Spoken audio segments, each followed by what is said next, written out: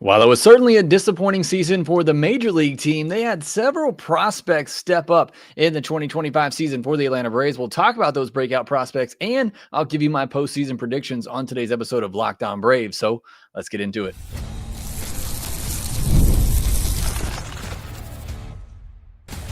You are Locked On Braves, your daily Atlanta Braves podcast, part of the Locked On Podcast Network, your team every day.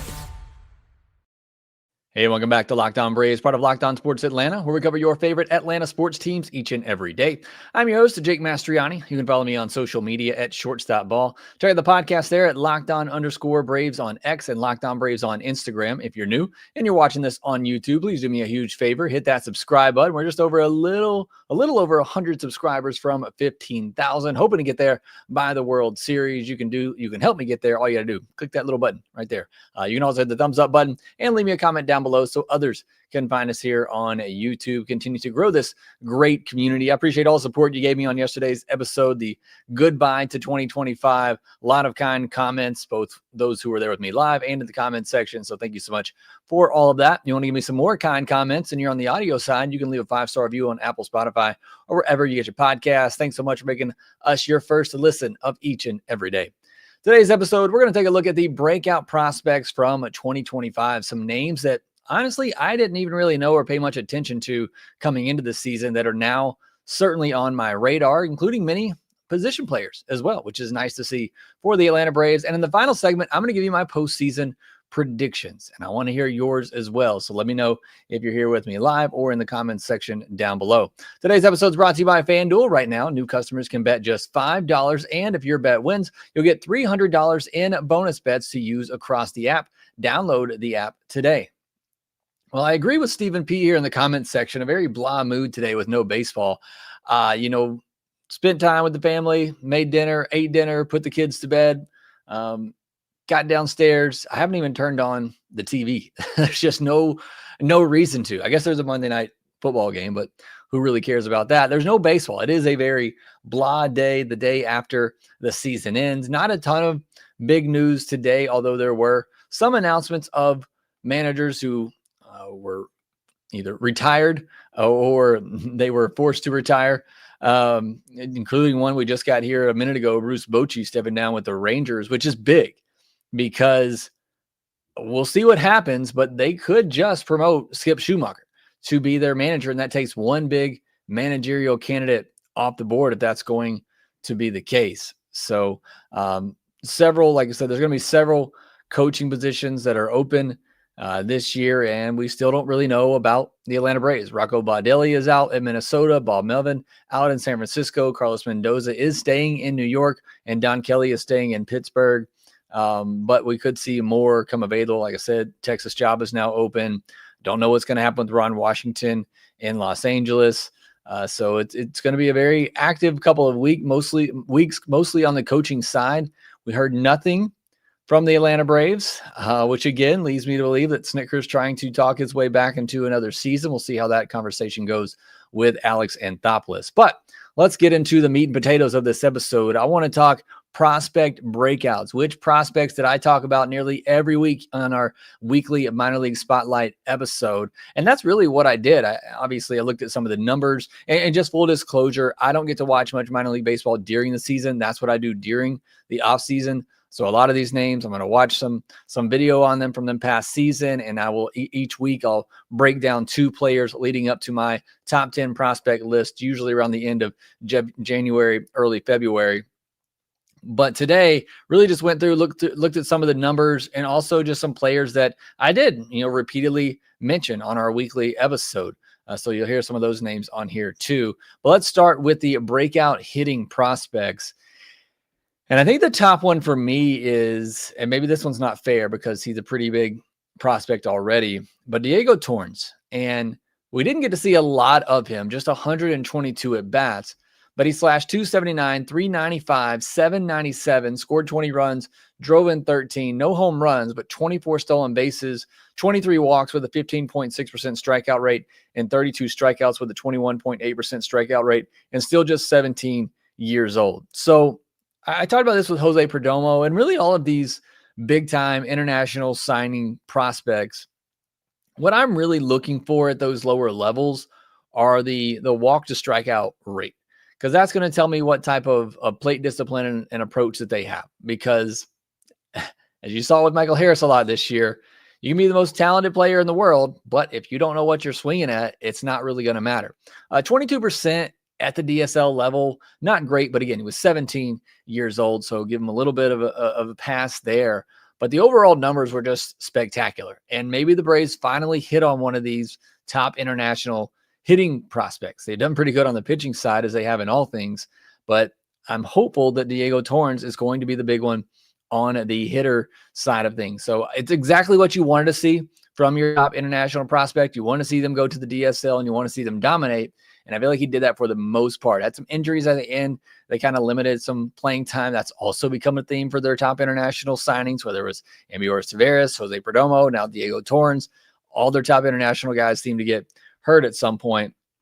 But it was still a great first showing for Diego Torrens. Had he gone out there with an 8% walk rate and a near 30% strikeout rate, I'd be very worried. But he didn't. He went out there as a 17-year-old, more than held his own, and looked really good, at least numbers-wise. So I think he's certainly one that, again, he was already a top prospect that many people were excited about.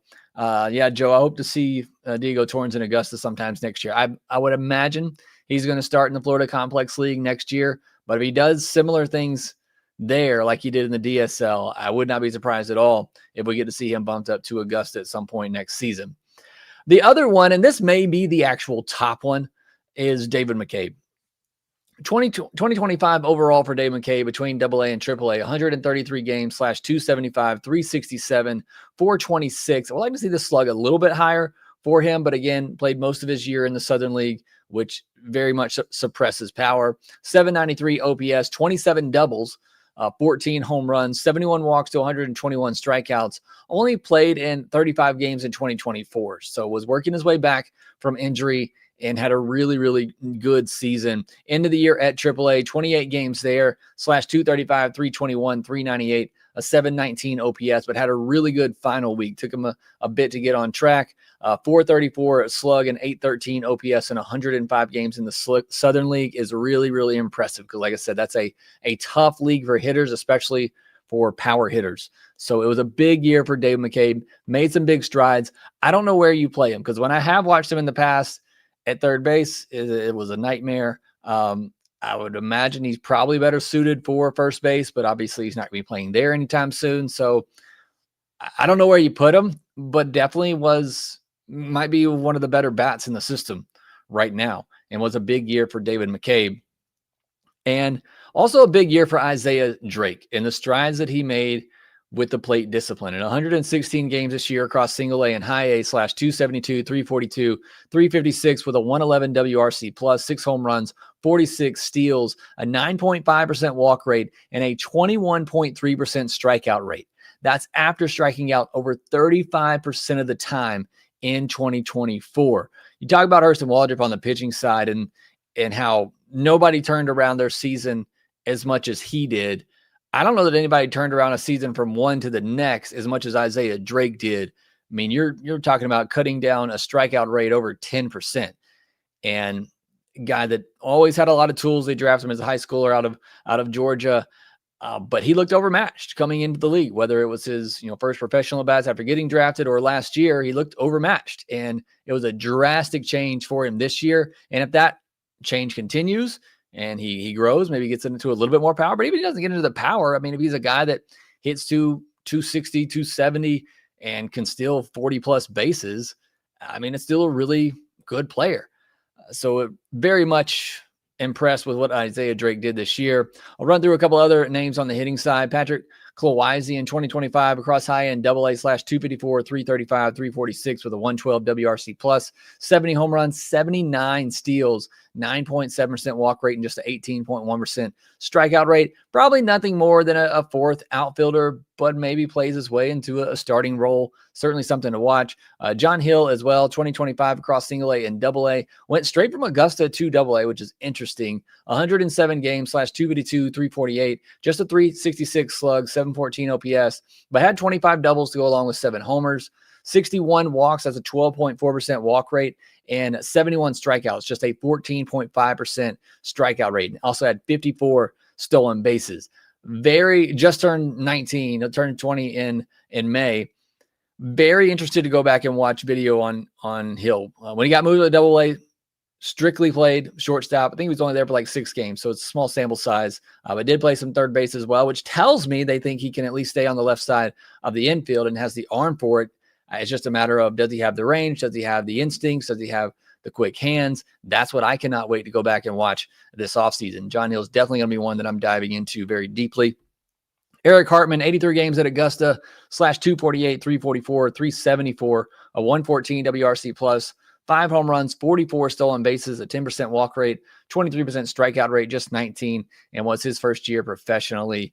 That group there at Augusta, Isaiah Drake, John Hill, Eric Hartman, Owen Carey, were very, very impressive. So those were some of the top breakout hitters for the Braves this past year. Some others to keep an eye on. I mentioned Owen Carey. I didn't put him in the first group, but certainly had a solid year and is one to watch. Cody Miller, Logan Braunschweig, and Dixon Williams out of this past draft. They all got off to good starts professionally. If they were to replicate that next year, I think their stock market is going to skyrocket. Michael Martinez, a guy that started the year in the Dominican League and was just tearing it up there, got moved to the Florida Complex League overall, /284, 387, 579 with 11 doubles, 5 homers, 10 walks to 19 strikeouts in 27 games with 5 steals, just 18-year-old outfielder. Juan Mateo played 82 games between FSL level and Augusta, /261, 331. Another one to watch there. And then Emmanuel Campos, another one to watch for next year. Some of these guys obviously at the lower levels that had good seasons. Got to see if they can replicate it at the higher levels next year. But those are some names to keep an eye on. So some very interesting stuff on the position player side of things. Again, very excited about Torrens. McCabe with a big year. Drake made some huge changes. John Hill, what could he be? But I like these other guys too. Eric Hartman, Owen Carey, Cody Miller, Dixon Williams. Both of those guys are really great, Miller and Williams, after the draft. So excited to see what these guys can do next year. The Braves are starting to build up some position player prospects to watch. So that's fun. Obviously, you know what they do on the pitching side of things, and we'll get into those breakout prospects here next. You've probably seen a million ads for hair growth products and thought, like, that actually works. There are so many products out there, and it's hard to know which ones are actually going to do anything. That's why you should give Nutrafol a closer look. Nutrafol is the #1 dermatologist-recommended hair growth supplement brand, trusted by over 1.5 million people. And it's not just hype. This is a supplement clinically tested that targets the root causes of thinning and shedding with a proactive approach. Whether you're at work, out with friends, or even just getting ready in the morning, Nutrafol gives you more confidence in your daily routine. And you can feel good about it knowing Nutrafol is NSF certified and backed by peer-reviewed studies. See thicker, stronger hair with less shedding in just 3 to 6 months with Nutrafol. And for a limited time, Nutrafol is offering Locked On MLB listeners $10 off your first month subscription and free shipping when you go to Nutrafol.com and enter the promo code LOCKEDONMLB. That's Nutrafol.com, promo code LOCKEDONMLB for $10 off your first month's subscription. Thanks as always for making Locked On Braves your first listen of the day. Go check out Locked On MLB for your second listen. I saw they were live same time I am here. They're doing their postseason preview, so make sure you go give that a listen. And the guys from MLB Game Night, they'll be keeping you caught up on everything happening in the postseason as well. So make sure you subscribe there. And of course, we'll have plenty of content coming your way here at Locked On Braves. The rest of the week, we'll look at 2025 by the numbers, where things went wrong. We'll obviously have our mailbag episode on Friday. So make sure you subscribed and locked in right here on Locked On Braves. Let's move to the position or the pitching side of things and your breakout pitching prospects from 2025. Now, I'm obviously going to omit some of the top ones here and ones that we know about. Cam Caminiti had an amazing year. J.R. Ritchie had an amazing year, got on the top 100 prospect list. He's been in my top 4 or 5 for the past couple of seasons now. I've been very high on J.R. Ritchie for a bit, but now he is starting to catch up for the national writers as well, and they have him as a top 100 prospect, which is great if he happens to debut early next year, as he could help the Braves get that draft pick incentive. Garrett Ballman, we talked about before, had a good year. Didier Fuentes had a good year, made his debut. I know it didn't go well, but still, he was impressive this season, going all the way back to spring training in that breakout prospects game, whatever they called it. Lucas Braun, not the amazing season, but he's been exactly what we thought he was going to be, a solid mid back of the rotation type of starter, just kind of a steady workhorse guy that's going to give you 5-6 strong innings every time out. So not really going to go too deep on any of those guys. And there's still a lot of pitchers that we put on this breakout list for 2025. Jhancarlos Lara, and again, it's a name we know. I think I had him in my top 5 2 off seasons ago, before he really slid back with the command. He had made some huge command improvements at the end of 2023, kind of fell back on that in 2024, also had an injury to begin the season. And this year was a bit up and down, but I'm putting Jhancarlos Lara here as a breakout prospect reliever. We did see them make the switch to Jhancarlos Lara in a reliever role, and he was really, really good in that. In 22 innings this year as a reliever, allowed just 11 hits, a 145 batting average against, with 39 strikeouts. Now, he did struggle with the walks at times, even as a reliever, but it got better. And he had a stretch in June, July, where I'm sitting here saying, call this guy up. You need help in the bullpen. He was dominating. He had seemingly got the command, or at least rather the control, under control, was throwing more strikes, walking fewer batters, and was just unhittable. So we've seen what Jhancarlos Lara can look like as a dominant reliever. And it's closer type stuff. I mean, that's what we're talking about here with Jhancarlos Lara. And we got a glimpse of that this year. Now, they did, for whatever reason, move him back into a starter's role. Some of it was said to be for him to work on some more pitches. But once they did that, it felt like things went in the wrong direction again. And even with that, he still got on the active roster, and they didn't use him, which was one of the more frustrating parts of a frustrating season. But I am excited about the future of Jhancarlos Lara in that bullpen role. We'll see what they do with him to start 2026. But he could come into spring training with a shot to win one of those bullpen spots. Jacob Kroeger, a name that I said pretty much every week on here consistently from beginning to end, because he was so consistent. A 10th round pick in 2024, this season between single A and high A. Made 12 starts, 23 games, 91 innings, a 1.98 ERA, a 0.98 whip, a walk per nine of just 3. Anything around 3 is really, really good. 8.51 K per nine. Not great, especially for the lower levels, but again, was just super consistent, especially once they moved him to that starter's role. He's somebody I'm going to have to go back and watch. Is there something we're missing there? Is he just a smart pitcher, good pitcher that's dominating lower levels? I can't wait to go back and break down Jacob Kroeger. The other one is Raven Antonio, who had a really hot start to the season and was flying up, a lot of people's radar. I picked him up in my dynasty league. He was so good early on. And then after I did that, I don't know if it was me or not, and it slowed down a bit in the second half, but still is overall 93 and a third innings, 4.15 ERA, 1.25 whip, 231 average against, 3.47 walk per nine is solid, 9.16 K per nine is solid as well. 19-year-old out of Colombia. So again, done a really good job in the international market on pitchers, but I think that says more about their pitching development than anything else. Jeremy Reyes, a guy that's been exciting for a while as well, but haven't really seen him get to pitch a lot, and they still were holding him back a little bit this year. 76 and a third innings, 271 ERA, 1.26 whip, 181 average against, had a 5.78 walk per nine, which is why the whip was as high as it was, a 9.90 K per nine, 19-year-old out of Venezuela, another international signing there. But Jeremy Reyes, very exciting prospect. Another one, Kendi Richard, 21-year-old out of Dominican Republic. In 2025 at the FSL and Augusta, 68 innings, a 2.38 ERA, 1.24 whip, 3.97 walk per nine, 8.47 K per nine. It's just one of those names that I felt like I kept saying a lot throughout the season, especially when he was at the Florida Complex League. So I wanted to give him a shout out.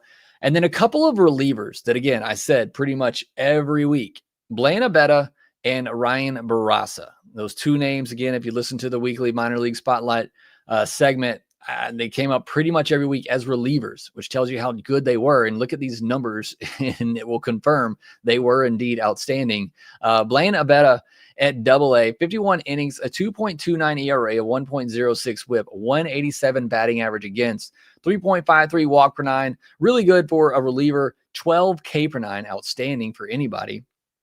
It is the 5th professional season for Blayne Abeyta, 27-year-old from Nevada. But again, Braves do a good job developing pitching, and he was fantastic. We'll see. They keep him in that relief role, or they try to stretch him out of the starter like they do with everybody who suddenly is able to strike out a bunch of hitters.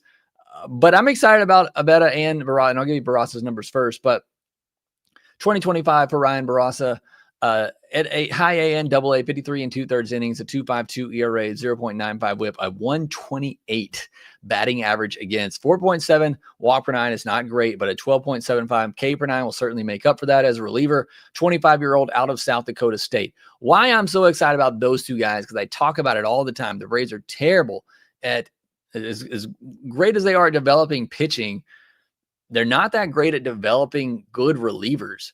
And part of that is that they hold on to these guys as starters for way too long.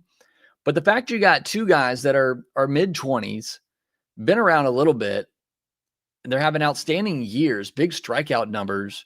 I really like the prospect of these two guys coming up and being a big part of the bullpen. So we're not having to spend $40 million of the budget every offseason trying to fix the bullpen. If you can develop these guys cheaply, and you can focus that money and those resources on starting pitchers, on position players. It's really been frustrating, really ever since Alex Anthopoulos got here, that the Braves aren't able to really develop a lot of these relievers. I mean, you get a couple here and there, AJ Minter and the likes, but there haven't been enough. There hasn't been a steady run of relievers that you can push up to the major league level that have made a huge impact. And because of that, every offseason, every trade deadline, and I know every team at the trade deadline is looking to upgrade their bullpen, but every offseason, the Braves are having to spend a lot of money to try to rebuild the bullpen. They didn't do it this past year, and you saw what happened.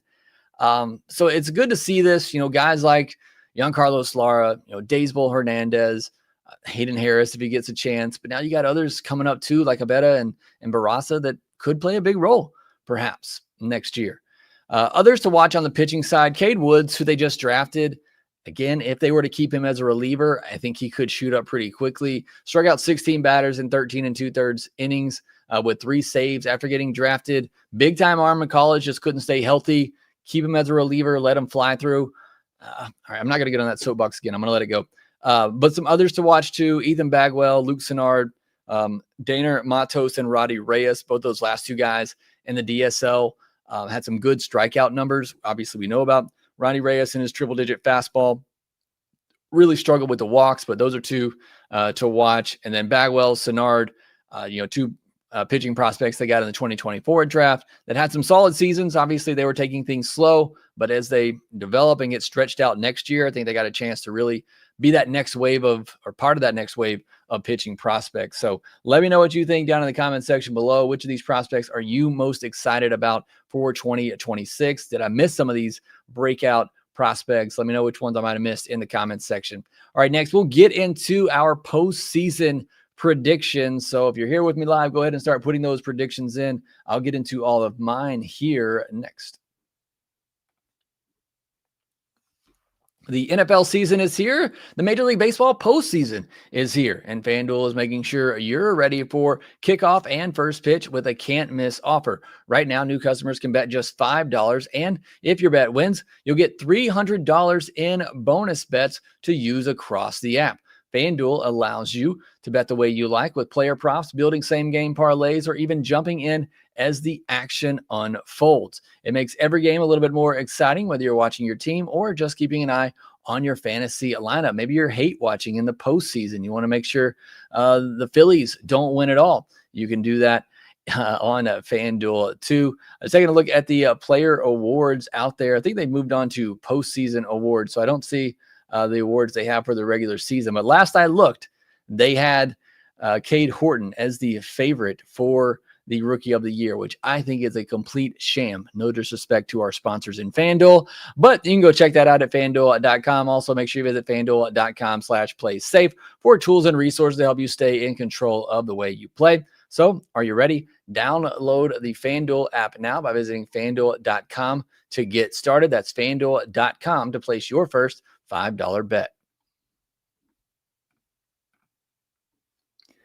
Well, it was a little bit of a downer on Monday. No Major League Baseball, but you got 4 games the next 2 days with the wild card series. That should be a lot of fun. They got it spread out throughout the day. Unfortunately, I got a pretty busy day at work, but hopefully be able to put some on in the background. I wanted to get my predictions for the postseason. So if you're in here with me, and I see Aaron Abston saying Mariners beat the Dodgers in the World Series 6 games. I would certainly love to see that. PJ says Padres versus the Mariners, Seattle in 6. So that's already 2 right there for the Mariners. Guardians going all the way, says Clay, just like in the movie Major League. Kind of doubt that. But let me give you my predictions real quick and what I have, if I can read this correctly. So I got the Yankees beating the Red Sox in the wild card series. I got the Guardians beating the Tigers.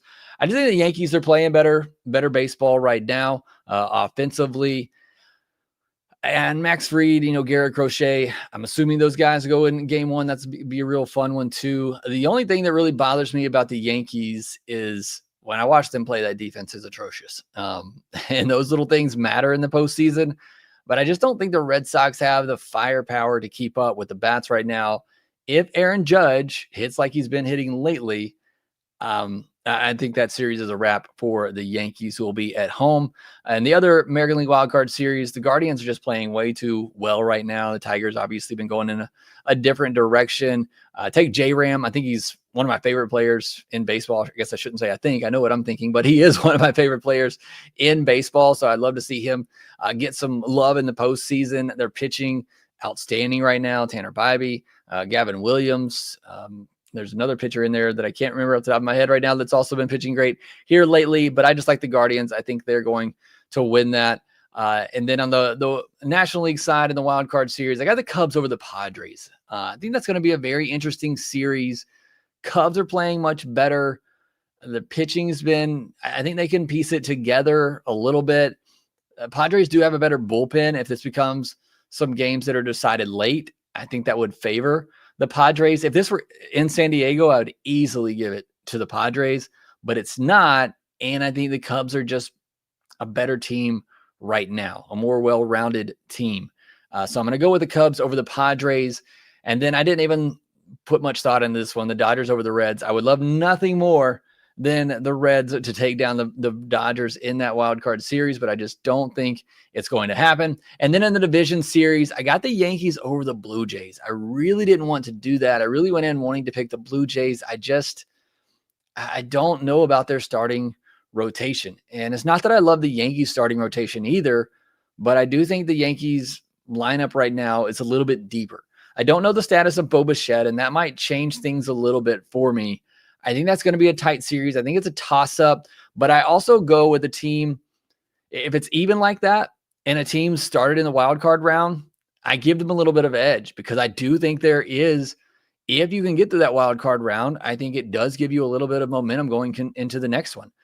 So I'm going with the Yankees there because I think that's a tight series, and I give the Yankees a little bit of an edge just because I think their lineup is better right now with the Blue Jays missing Bo Bichette. And I like that momentum that you get coming out of the wild card series. The other division series, I got the Mariners over the Guardians. I think this one could be pretty even too, but the Mariners, they've been hitting the ball well here lately. A lot of their guys, Josh Naylor's been a big pickup for them. Their starting pitching is starting to come around a little bit. It's been underwhelming for the most part this season, but I think they have enough arms to get it done. Starting at home, that's a good home field advantage there for them, where their pitchers do pitch even better. But I got the Mariners over the Guardians in the National League Division Series. I don't want to do this because the Brewers are probably my team, but I'm picking the Cubs over the Brewers. Brewers, I feel like last couple of weeks, they've really started to slow down a little bit. So again, I'm going with that team that has the momentum coming out of the wild card series. and I'm going with the Cubs, but I really, really want the Brewers to win that one. And the other series, maybe the World Series. I think these are probably the two best teams, the Dodgers and the Phillies. This is another one. It's a tight. I've gone back and forth on it, but I'm giving the edge to the Dodgers. I just think their lineup, it is very top heavy right now. I mean, it is without Will Smith, and him coming back is going to be big. Trey Turner potentially coming back from the Phillies, who he did come back for the final game. So Will Smith can come back for the Dodgers. That definitely swings it in their favor, because right now it is Ohtani, Betts, and Freeman, but it is a really good 1, 2, 3. I think the Phillies lineup is deeper, and I think their pitching staff is good. I have concerns about Jesus Luzardo and Christopher Sanchez anchoring your rotation. If Zach Wheeler were here, I think that would be enough for me to flip it in the Phillies' favor. I just don't know that I trust Jesus Luzardo and Christopher Sanchez. As good as they have been, you're asking them to lead your rotation in the postseason series. I don't think they've had to do that before. And I think the Dodgers are going to be able to throw a ton of different arms at you. Ohtani, Sasaki in a bullpen role. Yamamoto's been great here lately. Blake Snell's obviously been there, done that. So I think that's going to be a fun series. Like I said, that might be the World Series. Those are probably my two best teams right now, but I'm going to take the Dodgers. And then in the championship series, I'm going Yankees over Mariners. I don't love that pick. And again, the Yankees defense does scare me. But I don't see a huge threat to the Yankees in the postseason. I mean, some of these series could be close. I could definitely see it going the other way, but I just don't see that powerhouse in the American League. I think the Yankees are playing pretty good baseball at the moment, so I'm going with them. And the other side, it's pretty easily the Dodgers over the Cubs for me. Like I said, I think Dodgers-Phillies is the World Series matchup. And then I got the Dodgers over the Yankees in the World Series. Wouldn't that be a dream matchup again for Major League Baseball? Once again, to have the Dodgers and the Yankees returning to the World Series. But that's what I got for my pick. That's not who I want to pick. That's obviously not who I'm cheering for. I think if I go for who I'm cheering for, I would like to see the Mariners and the Brewers. And that's not what Major League Baseball wants, but I think that would be really, really cool and fun matchup. I mean, I'd love for the Reds, obviously, to take it all the way. I'd love for the Guardians, too. I mean, all those kind of underdog teams, I think would be a lot of fun. The Blue Jays, I'd love for the Blue Jays to get there. But I think just looking at it and looking at the numbers, how those teams are playing right now, I really like where the Dodgers and the Yankees are. And so that's my World Series pick. But as Soul Still Burns says, the postseason is unpredictable. So we'll see what happens here. Clay says, if we get the Dodgers and Phillies, it's going to be elite baseball to watch. Yeah, that's going to be a fun one. I think that's going to be the World Series matchup. Aaron says, I can see 7 of these, 12 of these teams winning it. I don't know if I'd say that many. I could see the Dodgers, Yankees, Phillies. I think those Blue Jays, maybe. I could see the Blue Jays, Mariners doing it. I could see the Cubs. So I guess that's about 6 or 7 teams. I could see the Brewers. I just think they've really kind of slowed down here lately. A lot of their bats have cooled off. Isaac Collins, Jackson Chourio hasn't been hitting as much lately. Christian Yelich. Now that all could change. It's baseball and things can change quickly. But those are my predictions. Let me know what you think in the comments section down below. Who do you got for the World Series? You did give me some of your predictions on social media, so we'll go a little over here and I'll read some of those predictions off real quick. We had Dustin Mound saying, I want Mariners versus Brewers or San Diego. I think it'll be Dodgers and Toronto, with the Dodgers winning. Hagen says Dodgers over the Blue Jays, but hope the Yankees make it. Russ says, my heart, I'm rooting for the Mariners versus the Brewers. Go Brew Crew. Win one for Mr. Baseball. Jake Hobby says Brewers, Mariners, with Seattle winning. MLB in healthy spot says Dodgers again. And then AAWX threw up a W Cubs flag. So those were some of the predictions that you gave me on social media. Thank you so much for those. Thank you so much for joining me here live. Andrew, Aaron, Soul Still Burns, PJs, Clay, Shadow Ninja. Thank you all. Shadow Ninja had Philly and LA. I guess that's who's going to be in the National League. It's going to be a division series matchup too, isn't it? That's only going to be 5 games. I hate that. They got to change that to 7 games. But thank you all for joining me here on today's live episode. Thanks so much for listening to Locked On Braves. Subscribe on YouTube if you're new. Hit that thumbs up button. Leave me a comment down below. Make sure that you rate, review, and subscribe to the Locked On Braves podcast wherever you get your podcast. We will talk to you next time.